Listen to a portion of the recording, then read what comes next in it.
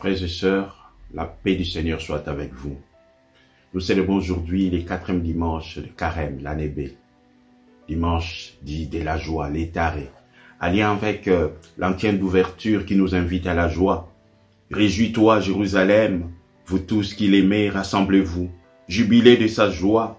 Vous qui étiez dans la tristesse, alors vous exulterez, vous serez rassasiés de consolation. La joie qui nous projette déjà à Pâques.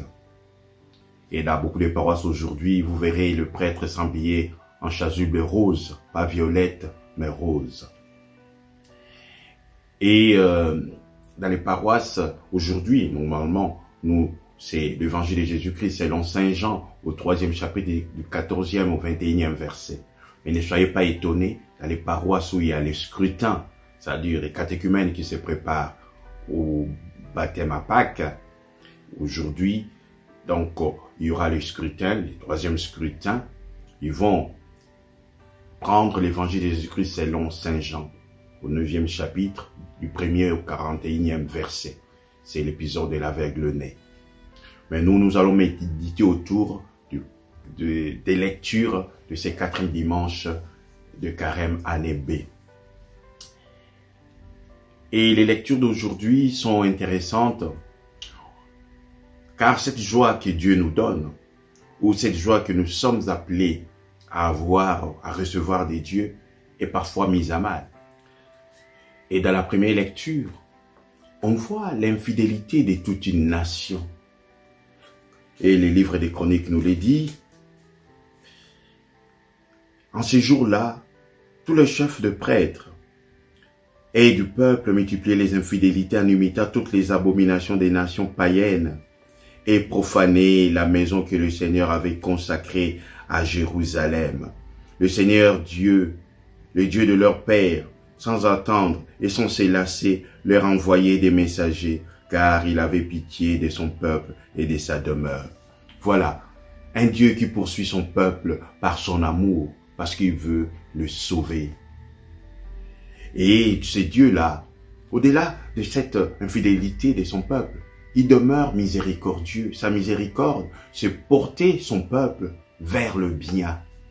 Comme nous dit Saint Paul dans la 2e lecture que nous avons écoutée ce jour. Frères, Dieu est riche en miséricorde à cause du grand amour dont tu nous as aimés. Nous qui étions des morts par suite de nos fautes, il nous a donné la vie avec le Christ.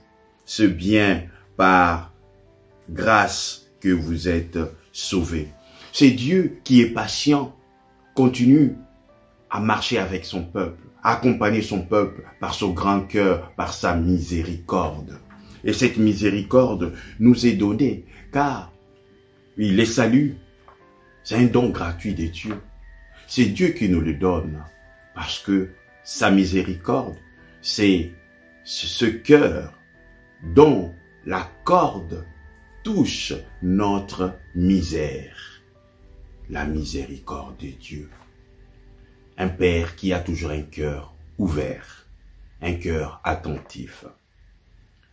Et c'est pourquoi il sacrifie son Fils comme don suprême, comme sacrifice ultime, sacrifice sublime pour nous sauver. Et l'Évangile nous dit, de même que le serpent de bronze fut élevé par Moïse dans le désert, ainsi faut-il que le Fils de l'homme soit élevé, afin qu'en lui tout homme qui croit ait la vie éternelle. C'est cela notre salut. C'est cela le salut que Dieu nous donne.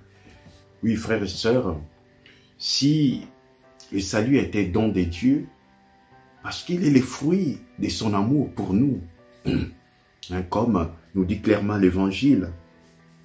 Car Dieu a tellement aimé le monde qu'il a donné son Fils unique, afin que quiconque croit en lui ne se perde pas, mais obtienne la vie éternelle.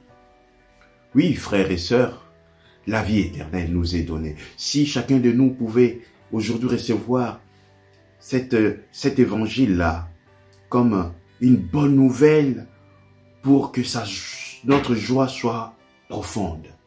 Oui, Dieu m'aime, c'est pourquoi il m'a envoyé son Fils. Pas il nous a envoyés, il m'a envoyé son Fils unique pour qu'à travers lui, je puisse avoir la vie éternelle. Et ce Fils qui est venu, il n'est pas venu pour me juger, mais pour me sauver, comme nous dit l'Évangile. Car Dieu a envoyé son Fils dans le monde, non pas pour juger le monde, mais pour que par lui le monde soit sauvé, pour me sauver moi.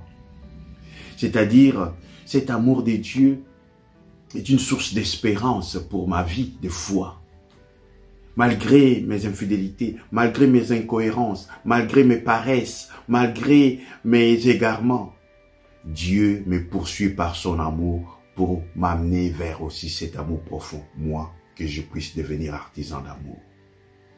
Oui, frère, cette bonne nouvelle nous est donnée aujourd'hui en ce dimanche de la joie. Que cette joie, ça soit pour nous la joie de la marche, la joie de l'abandon à notre Seigneur, la joie de nous dire, nous ne sommes pas seuls, nous sommes un corps, frères et sœurs, nous marchons vers notre Pâques.